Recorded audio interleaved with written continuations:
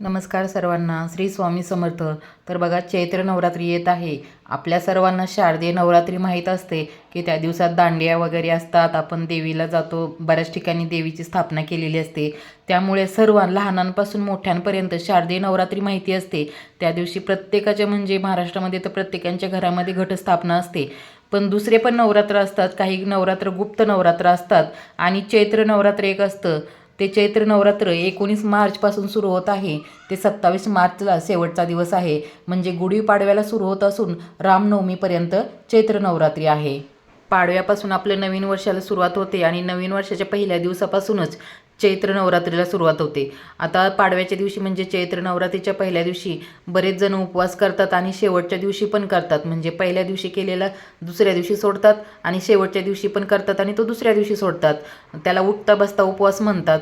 आता जे पहिल्यापासून करतात ते करू शकतात किंवा या चैत्र नवरात्रीमध्ये पण कोणाकडे घटस्थापना होते, बऱ्याच जणांकडे नसेल होत पण कोणाकोणांकडे होते, तर ते अवश्य घटस्थापना करतात. असे आपल्याला या दिवसांमध्ये देवीची भरपूर सेवा करायची आहे, महालक्ष्मीची सेवा करायची आहे, आपल्या कुलदेवतेची सेवा करायची आहे. तर आपण या दिवसामध्ये काय करू शकतो, काय काय गोष्टी करू शकतो? तर आपल्याला बघा, सेवा तर करायचीच आहे, त्याचबरोबर आपण जर आपल्याकडे घटस्थापना होत नसेल तर आपण अखंड दिवा चालू ठेवू शकतो. ज्याप्रमाणे आपण शारदीय नवरात्रामध्ये अखंड दिवा आपल्या देवघरामध्ये ठेवतो, त्याचप्रमाणे या नवरात्रीमध्ये पण आपण आपल्या घरामध्ये बाकी काही नाही केलं तर अखंड दिवा ठेवायचा आहे. आपल्या घरामध्ये देवीचा टाका असतो, फोटो असतो, तर आपण अखंड दिवा घरामध्ये चालू ठेवायचा आहे. त्याचबरोबर जर कोणाला आपल्या देवघरामध्ये कलश स्थापना करायची असेल तर त्यांनी नवरात्रीच्या पहिल्या दिवशीच कलश स्थापना करायची आहे. आपल्या कुलदेवतेचे कलश स्थापना अवश्य असावी, कारण की ना त्याच्यामुळे आपल्या कुलदेवतेची आपल्यावरती कृपादृष्टी राहत असते, आपल्या घरात सुख शांती नांदते. कलश पूजन नक्की करावं घरामध्ये. रोज फक्त आपल्याला हळद कुंकू अक्षदा अर्पण करायचे असते, फूल अर्पण करायचं असतं आणि मंगळवार, शुक्रवार किंवा पौर्णिमा या दिवशी आपल्याला त्यातलं पाणी चेंज करायचं असतं आणि पानं वगैरे जे आपण कलशाला लावतो ते चेंज करायचे असतात आणि कलश स्थापना अवश्य करायला हवी. तर कलश स्थापना करताना आपल्याला कलशावरती कुंकवाने स्वस्तिक काढायचं असतं आणि 5 बोटे ओढायचे असतात कुंकवाचे, हळदीचे मिळून असे. आणि कलश जो ठेवायचा आहे तो एका प्लेटमध्ये तांदूळ घेऊन त्याच्यावरती अक्षदावरती त्या हळद कुंकू अर्पण करायचं असतं आणि मग त्याच्यावरतीच कलश ठेवायचा असतो. आणि आपण हळद कुंकू कलशामध्ये पण टाकायचं असतं आणि मग त्याच्यावरती नारळ, विड्याची पानं किंवा आंब्याची पानं त्या कलशाला लावून मग नारळ ठेवायचा असतो.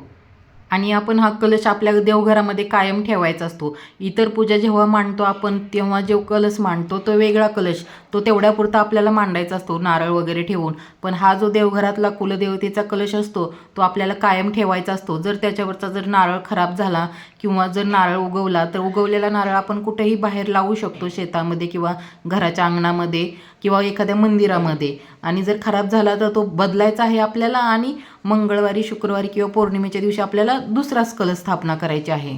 त्यामुळे जर तुमच्या देवघरामध्ये कलश नसेल आणि तुम्हाला कलश स्थापना करायची इच्छा असेल तर तुम्ही नवरात्रीच्या पहिल्या दिवशी अवश्य कलश स्थापना करू शकता. आपल्याला चैत्र नवरात्रीमध्ये महालक्ष्मीची जेवढी शक्य आहे तेवढी सेवा करायची आहे. बघा, आपल्याला महालक्ष्मी अष्टकमचं पठण करायचं आहे, श्रीसूक्त पठण करायचं आहे, कुंकुमार्चन करायचं आहे. तुम्हाला ज्या ज्या सेवा शक्य होतात तेवढ्या जास्तीत जास्त सेवा करण्याचा प्रयत्न करा.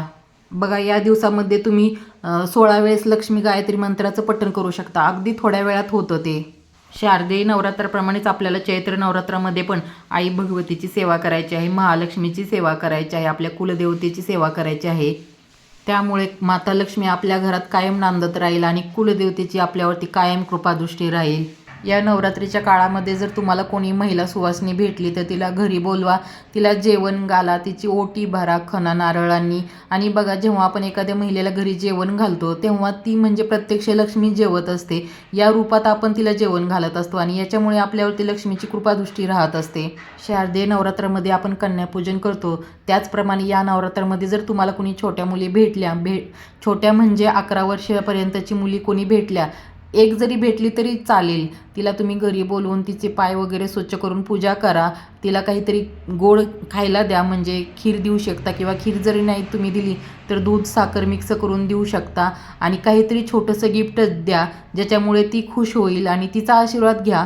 आपल्याकडे बघा मुलींना देवीचं रूप मानतात, त्यामुळे ज्या छोट्या मुली आहेत त्यांचं या दिवसामध्ये अवश्य कन्यापूजन करावं आणि त्यांचा आशीर्वाद घ्यावा. देवीची पूजा करणे म्हणजे बघा प्रत्यक्ष काही फोटोतून देवी बाहेर येऊन आपल्याला आशीर्वाद देणार नाही आहे, तर अशी माणसाच्या रूपात मुलींच्या रूपातच देवी भेटणार आहे आपल्याला आणि त्यांचा आशीर्वाद घेतला, त्या आनंदून गेल्या, छोटंसं गिफ्ट दिलं तरी मुली आनंदात होतात आणि त्या आनंदाचा आपल्याला आशीर्वाद भेटणार आहे. तर बघा तुम्हाला या चैत्र नवरात्रीमध्ये जर कन्यापूजन करणं शक्य असेल तर अवश्य करा आणि त्यांच्याकडून आशीर्वाद भेटलेलाच माता लक्ष्मीचा आशीर्वाद आहे. त्यामुळे तुम्हाला जेवढी शक्य होती तेवढी सेवा या दिवसांमध्ये करा. आणि व्हिडिओ कसा वाटला याबद्दल कमेंटमध्ये नक्की सांगा आणि व्हिडिओ आवडला तर व्हिडिओला लाईक करा. धन्यवाद.